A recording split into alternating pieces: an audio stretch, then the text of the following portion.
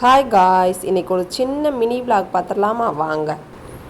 காலையில் எழுந்திரிச்சோடனே பாத்திரங்கள்லாம் நிறைய கிடந்துச்சு. அதெல்லாம் விலைக்கு எடுத்துடலாம் அப்படின்னு சொல்லிட்டு விளக்க உட்காந்தாச்சு. எல்லாத்தையுமே ஒன்று ஒன்றா விளக்கி வச்சுட்டு இருந்தேன்.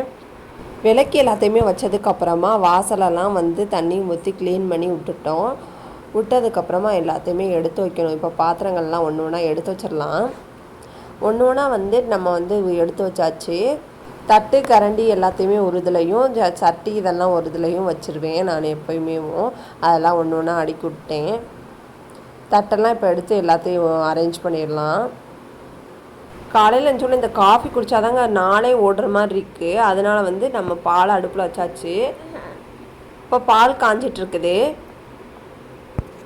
அம்மா வீட்டில் இருக்கும்போதெல்லாம் டீ குடிச்சு பழகியாச்சு. அம்மா வீட்டில் இருக்கும்போதெல்லாம் ஒரு கிளாஸ் எனக்கு, பெரிய கிளாஸ் எனக்கு தான் வேணும் அப்படின்னு சொல்லிட்டு சண்டை போட்ட காலங்கள்லாம் நிறைய இருக்குது. என்னை சேர்த்து எங்கள் வீட்டில் 3 பேர், நான், தங்கச்சி, அன்னை 3 பேரும் சண்டை போட்டுகிட்டே தான் இருப்போம். எந்நேரமும் சண்டை வந்துகிட்டே தான் இருக்கும். அவள் ட்ரெஸ்ஸை நான் போடுவேன், ஆனால் என் ட்ரெஸ்ஸை அவளை போடவே விட மாட்டேன், தொடக்கூட விட மாட்டேன். அதை நினச்சாலும் இப்போ கஷ்டமாக இருக்குது.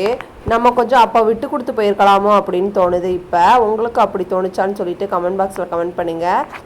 அப்போ நீ நானும் சண்டை போட்டுட்டு இருந்தோம். இப்போ ஃபோனில் நீ நல்லா இருக்கியா, நான் நல்லா இருக்கேன், எல்லோரும் நல்லா இருக்காங்களா அப்படின்னு கேட்டுட்ருக்கோம். இப்போ ஒருத்தையை சமாளிக்கிறதே பெரும்பாடாக இருக்குது. அப்போல்லாம் 3 பேரை எப்படி சமாளிப்பாங்கன்னே தெரியல. இப்போ நம்ம அம்மாவாக இருக்கும்போது தான் அந்த வேதனையும் வலியும் தெரியுது. இப்போது ஃபைனலி காஃபியும் போட்டு குடித்தாச்சு. காஃபி போட்டு குடிச்சிட்டு இருக்கும்போதே சமையலுக்கு என்ன பண்ணுறது அப்படின்னு சொல்லிட்டு யோசிச்சுட்டே இருந்தேன். கொஞ்சோண்டு இட்லி இருந்துச்சு. இட்லியை இட்லி உப்புமா பண்ணிக்கிறலாம். அப்புறம் தக்காளி சட்னி வச்சு தோசை ஊற்றிக்கலாம் அப்படின்னு சொல்லிட்டு ரெடி பண்ணிகிட்டு இருந்தேன். இட்லியை நல்லா பிணைஞ்சு வச்சுக்கணும், உதிரியாகவும். ஒரு கடாயில் எண்ணெய் ஊற்றிக்கணும். இது சட்னிக்கு தாளிக்கிறேன், எண்ணெய் ஊற்றிக்கணும். இன்னொரு கடாயில் எண்ணெய் ஊற்றிக்கலாம். எண்ணெய் ஊற்றினதுக்கப்புறம் கடுகு போட்டுக்கலாம். கடுகு இப்போ பொரிஞ்சிருச்சு. வெங்காயமும் பச்சை மிளகாவும் நறுக்கி வச்சுருந்தேன், அதை சேர்த்துக்கலாம். கருவேப்பிலையை கொஞ்சம் சேர்த்துக்கலாம். சேர்த்துட்டு சட்னி வதக்கிறதுக்காண்டி ஒரு கடாய் வச்சு எண்ணெய் ஊற்றிருக்கு. எண்ணெய் ஊற்றினதுக்கப்புறமா கொத்தமல்லி கருவேப்பிலையை வதக்கி விட்டுக்கலாம். வதக்கி விட்டுட்டு தக்காளியை போட்டுக்கலாம். போட்டு நல்லா வதக்கிடணும். இங்கிட்டு இப்போ வெங்காயம் நல்லா வதங்கிருச்சு. எடுத்து வச்சா இட்லியை பிணைஞ்சு வச்ச இட்லியை நம்ம சேர்த்துக்கலாம். சேர்த்துட்டு நல்லா வதக்கிக்கிட்டே இருக்கணும். கொஞ்சம் எண்ணெய் ஜாஸ்தியாக சேர்த்துக்கோங்க. ஃபைனலி இட்லி உப்புமா ரெடி ஆயிடுச்சு. பாருங்கள், உதிரியாக இட்லி உப்புமா ரெடி ஆயிடுச்சு.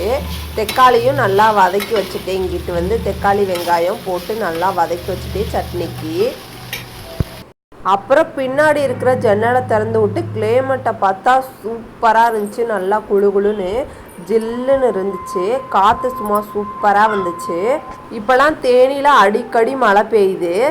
நேற்று சாயங்காலம் கூட சரியான மழை பெஞ்சிட்டு இருந்துச்சு. இந்த வீடியோ பிடிச்சிருந்தா லைக் பண்ணுங்கள், ஷேர் பண்ணுங்கள், கமெண்ட் பண்ணுங்கள். நம்ம சேனலை மறக்காமல் சப்ஸ்கிரைப் பண்ணிடுங்க. பாய்.